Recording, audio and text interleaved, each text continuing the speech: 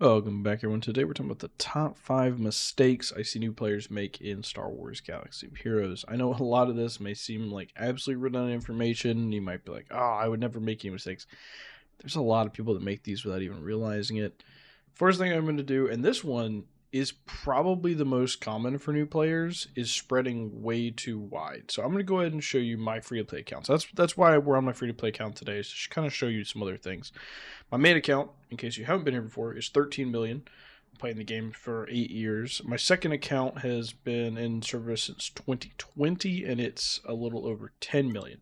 This is my free-to-play account. I think we would all say this is not too wide. So just a little bit of scrolling, and you're at level 1s, right? Very little time at all. I've got, what's that, 30 characters maybe invested in. That's it.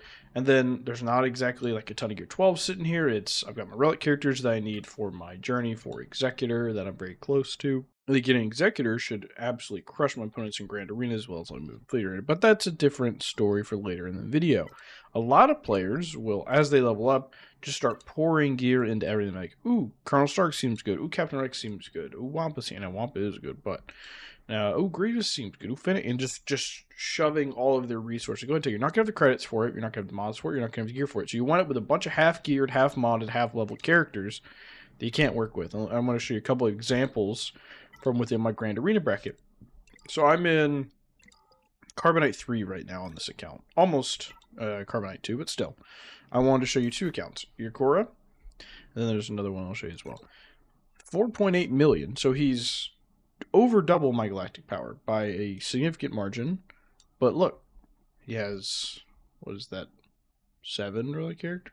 Sorry, 8 relic characters. That's it.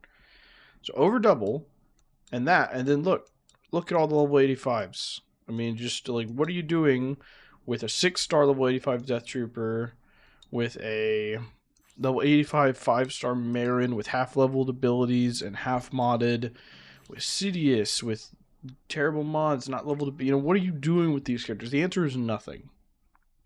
Right? None of that accomplishes anything. Like, let's look at his teams. The teams he actually wants to use. So he's going to want to be using Rebels, right? With CLS. Who's he going to use? Like, instead of gearing Hothable Soldier and Hothable Scout and Lando and Kyle, some of this might be Hyperdrive Bundle as well. Bist and all these other characters. If he actually just geared 3PO, Han, and 3POC, he'd have the ideal CLS team, right? So there's so many accounts like this that just go way too wide and then wind up doing just terrible. Let's take a look at another one here. So Soccer Dad. This guy's 6.8 million. He's got some stuff, but look, he's just now getting his first Galactic Legend at 6.8 million. And I scroll down, and all I see is level 85s, half-star to half-geared characters, and it's like, wonder why it took so long, right? Like, going wide is a mistake that will slow you down and cause you nothing but pain, because I'm playing this guy, which means he is down here in Grand Arena, right? So that's the main thing I wanted to really express, was that's the number 1 mistake, and now we're going to move on to the next one. The number 2 mistake you can make at Star Wars Galaxy Heroes is going for the newest thing right away. I know it can be tempting. You log in, you get these nice marquee characters, and you're like, oh, well, maybe I could just go do that. Nope. So let's use the most recent marquees that have come out right now as an example. The Dark Side Clone Troopers, right? Them plus the 2 Jedi Vanguards will come out and lead to Mace Windu. Well, I got a free 3-star and 15 shards Disguised Clone Trooper and Scorch and CX2 and all these other nice Dark Side clones. Why don't I just do that? So the way farming works in this game, these characters won't be farmable until 3 months after the marquee ends. So the marquee ends in 3 months, then you can farm them, and to farm, if this winds up going to a single node, so like a 1-drop hard node, so let's use like one of the new Bad Batch characters. These are some of the more recent farmable. He's a 20 energy 1-drop node. That's going to take you months. It's going to take you at least 5 months without refreshing to 7-star this one character. So now we're saying 3 months for the marquee, 5 months of farming. you're looking at a year worth of headroom to get that thing, assuming you could even get all the gear, right? Like, assuming you chase down all the gear for these guys, and you get all the extra Cairo tech for all this, and you get the Zetas, and then, by the way, you also don't have, Lord Vader to work with the Dark Cyclones in this specific example, right? You don't have the Jedi to support a Mace Windu Jedi Vanguard team, and that tends to apply with almost all the new stuff as it comes out. Focus on something that's not ancient, but do not go for the absolute newest stuff. I would stick to things that have been out for a year, because then what they do is release characters on a nodes and they accelerate farm those characters. So you get double the farm rate on these characters. I mean, you get them twice as fast, so you can farm these things twice as fast. Typically, the gear requirements are a lot less, the relic requirements are lower, and you're able to just push fast. And you also have to keep in mind, watching out for things like conquest characters or conquest ships, and all these other things you have to keep in the back of your mind and lift your characters. Find a good farming guide. I recommend Arnold's 2024 free-to-play farming guide. It's fine. There's a couple things I don't necessarily agree with, but that's what I'm doing on this account. And it, for the most part, matches quite well and works really easily. So I would strongly advise you doing that. But regardless, just make sure you're not chasing the absolute newest thing. Make sure to stick to stuff that's a little bit older. Now let's get to number 3. Number 3, ignoring ships. This is a really common one as well, just like number 1. Not so much number 2, but number 3 is really, really common. Ships. So on this account, again, started August of last year. I'm 37th in Fleet Arena right now, and I could probably climb to 33 right now if I wanted. In case you're not familiar with how the prize breakdown works, top 20 is 100 crystals, top 10 is 200, 5th is 300, 325, 350, 375, and then 400. Well, after 51, you don't get any crystals. You still get the currency, and that's great and all. The currency doesn't change very much, Well, okay, obviously that far down it does, but like between like 50 and 600, so every 4 days you're making a difference in terms of 1 Zeta mat. But the main thing is going to be the crystals that you want to target here. So top 50 should be your goal when you start an account. And it's not very hard to do as long as you're doing your battles. You do your battles, you'll climb, you invest in focusing on a fleet, you will climb. If you go like Giant Revan and Darth Revan early on and completely ignore ships, you're not going to do well. You're going to lose out on a lot of crystals. So try to, whatever farming path you pick, keep fleets in mind. And I'll show you a couple examples, again, in my GAC bracket of people that have ignored ships. Soccer Dad here, sitting at 167th with a bunch of unstarred ships because I guess he just hasn't even bothered to switch in his relics, right? Like, this guy hasn't even put in his relic ships. He could easily probably get at least top 100, right? You'd like to think so. And almost all these guys, 98th. Okay, that guy's 35th. Good for him. 149th, 92, 67, 167, and 111. So I'm the highest ranked in a Fleet Arena in my entire bracket. And I'm the smallest guy in here. See what I'm saying? So being high in Fleet Arena will immediately reflect in your crystal income and your ability to progress your account. Just for example, just making top 50 is 1.5 thousand crystals a month. It's like 50 every day doesn't sound like a lot, but a month 1.5k is a big deal, right? Like that's a lot towards saving you toward doing extra executor refresh, for example, every month, and then an extra one every other month. So it's like you can't ignore it. And then once you get an executor or a profundity or a Leviathan, you can start climbing, or if you go Galactic Republic, you get Bad Batch of shipping, start climbing into those higher ranks of Fleet Arena. All of a sudden, you're really banking those crystals. You're getting, hundreds a day. Even if you just break into the top 20, you double that, and all of a sudden you're getting 3,000 crystals a month. It's a big deal. You can't do this in Squad Arena, so that's why we're harping on Fleet Arena so much. There's no crystals here. Right, in Grand Arena, it's going to take you a while to climb out of Carbonite, to climb out of Chromium, and I get 65 crystals a day for free here, so I don't need to even do anything. And just winning around, so this is every other day, winning gets me 90. Or every other day, losing gets me 30.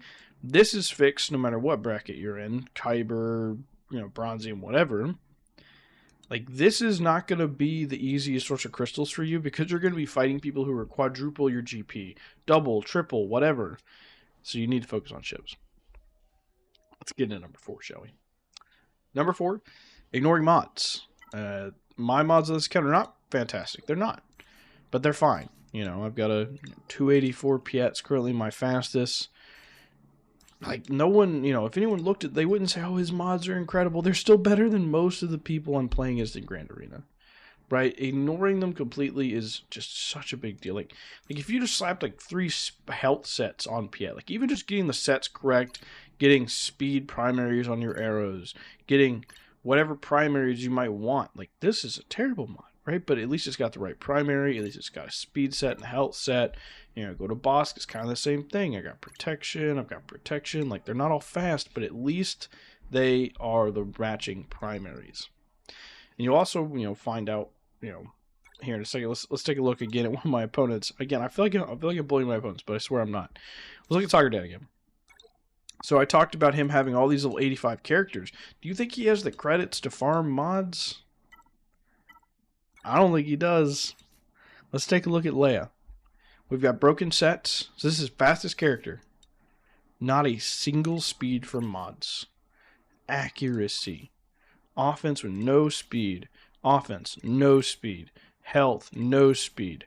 Defense, no speed. Offense, no speed. Second fastest character, Commander Luke. He's got 52 from speed, 3 potency sets with a tenacity primary there, and a crit chance there.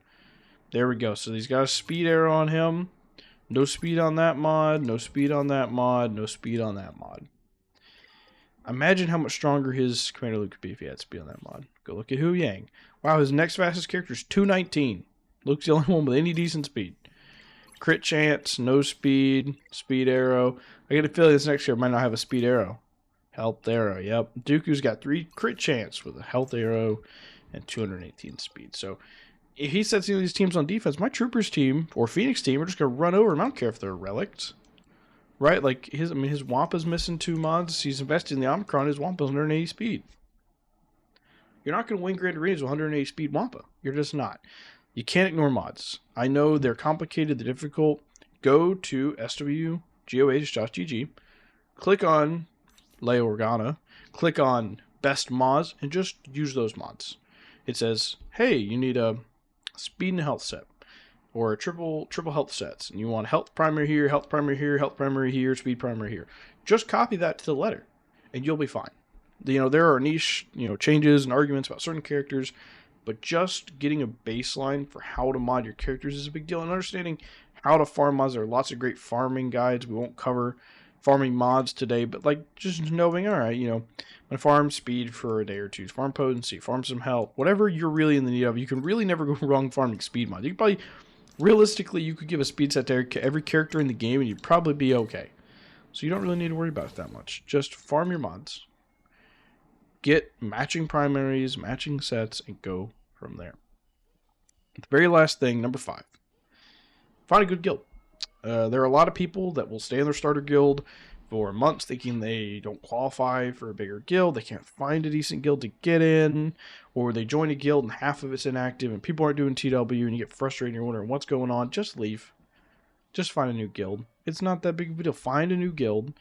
Join it. There are tons of guilds recruiting in Arnold's server. There's the SWGOH events Discord server. There's the SWGOH guild recruitment Discord server. There's the High Utils Discord server. There's Reddit. There's Facebook. There's so many places to find good guilds. I recommend a Discord server because likely you're going to want to join the guild that uses Discord so they can keep everyone informed and post things that you wouldn't be able to find otherwise, post resources, answer questions, all these other, you know, fantastic things that a guild is meant to be in this game. Also, just be able to socialize with people. Guilds are a really important part of the drive to play, wanting to play for your guildmates, not just yourself. So, really recommend you find a good active guild. Some of my guildmates in my main account guild I have played with for 8 years. I've got, I think it's like 3 people in my guild that I have played with for all those 8 years. Or at least 7 of them, right? Like, having good connections with your guildmates and finding a good guild and finding a good group of people that you like playing the game with is such an important part of enjoying the game, but also doing well. And if at some point, you know, you feel like you outgrow your guild and you find a new one, you know, do what you have to do. But for now, as a new player, find a guild, that is good, can earn some rewards and help you out. You're not going to be the biggest guy there, and that's okay. Just do your best to contribute, and if they ask you to help out in a certain way, help them out. Otherwise, that's it for me. Those are the top 5 mistakes I see new players make in Star Wars Galaxy of Heroes. Again, to recap, that's going way too wide with your resources, going for the newest things right away, ignoring ships, ignoring mods, and staying in starter guilds or inactive guilds for way too long. All that said, I'm Jack Best, and I'll see you next time.